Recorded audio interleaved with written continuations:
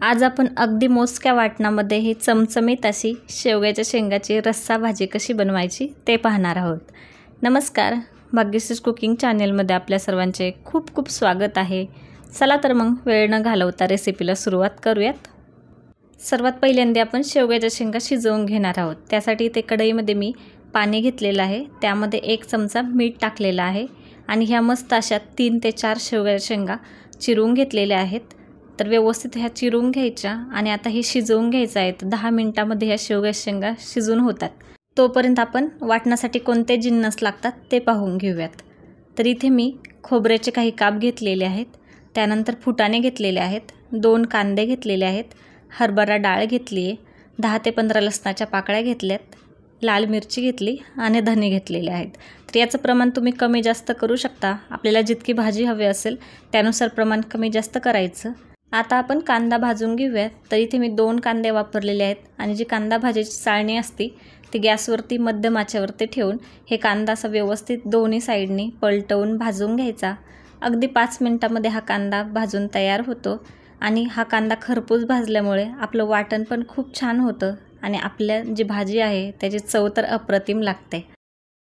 आता 10 मिनिट झालेले आहे, मस्त अशी शेवग्याच्या शेंगाला उकळी आलेली आहे। तर आपण हे झाकण काढून चेक करून घेऊयात तर आपल्या शेंगा शिजल्यात का। इथं पाहू शकता शेंगांचा कलर पण बदललेला आहे। तर इथे शेंगा मऊसूत अशा शिजलेल्या आहेत। आता गॅस बंद करून आपण हे थंड करून घेऊयात। आता वाटण परतवून घेऊयात। तर इथे मी सर्वात पहिल्यांदा खोबऱ्याचे काप परतून घेते। तर ह्याला 1 ते 2 मिनिट चांगलं खरपूस असं परतून घ्यायचं। त्याचा कलर बदलला की आपण हे काढून घेणार आहोत। आता यानंतर आपण इथे फुटाणे परतून घेऊयात। तर हे वाटण आपण जितकं खरपूस परतू तितकी भाजी आपली चवदार लागते, त्यामुळे हे वाटण आपण व्यवस्थित असं परतून घेतोय। तर फुटाणे पण आपण 1 ते 2 मिनिट चांगले परतून घेतलेत। आता यानंतर आपण इथे हरभऱ्याची डाळ टाकलेली आहे। तर ही पण आपल्याला साधारण 1 मिनिट परतून घ्यायची आहे। तर ही डाळ ऑप्शनल आहे, जर तुम्हाला आवडत असेल तर तुम्ही टाकू शकता। आता यानंतर आपण इथे जे धने आहेत ते टाकून घेतलेले आहेत। तर धने अगदी लवकर हे परतून होतात, त्याच्यामुळे अर्धा मिनिट हे व्यवस्थित असे परतून घ्यायचे। त्याचा कलर बदलला की आपण हे काढून घेणार आहोत। आता यानंतर इथे मी 4 लाल मिरची टाकलेल्या आहेत। तर या मिरची तिखट आहेत, त्यामुळे तुम्हाला जितकं प्रमाण हवं असेल त्यानुसार टाकू शकता। आता हे परतून झालं की यानंतर इथे मी ज्या लसणाच्या पाकळ्या घेतल्या होत्या ते टाकलेल्या आहेत। त्या पण साधारण आपल्याला 1 मिनिट परतून घ्यायच्या आणि त्यानंतर आपण जो कांदा जाळीवरती भाजून ठेवला होता तो व्यवस्थित असा या तेलामध्ये परतून घ्यायचा आहे। चांगला 2 मिनिट हा तेलामध्ये खरपूस असा परतून घ्यायचा आहे। आता आपलं हे वाटण थंड झालेलं आहे। तर सर्वात पहिल्यांदा आपण खोबरं आणि लसूण मिक्सरमध्ये बारीक असं फिरवून घेणार आहोत। तर अगदी 1 मिनिटामध्ये हे बारीक होतं। इथे तुम्ही पाहू शकता मस्त असं हे बारीक झालेलं आहे। आता यानंतर पुढचं जे वाटण आहे ते आपल्याला बारीक असं मिक्सरमध्ये फिरवून घ्यायचं आहे। तर हे वाटण फिरवताना आपल्याला जसं पाणी लागेल म्हणजे थोडं थोडं पाणी टाकत हे बारीक करून घ्यायचं आहे। इथे तुम्ही पाहू शकता मस्त असं हे वाटण बारीक झालेलं आहे।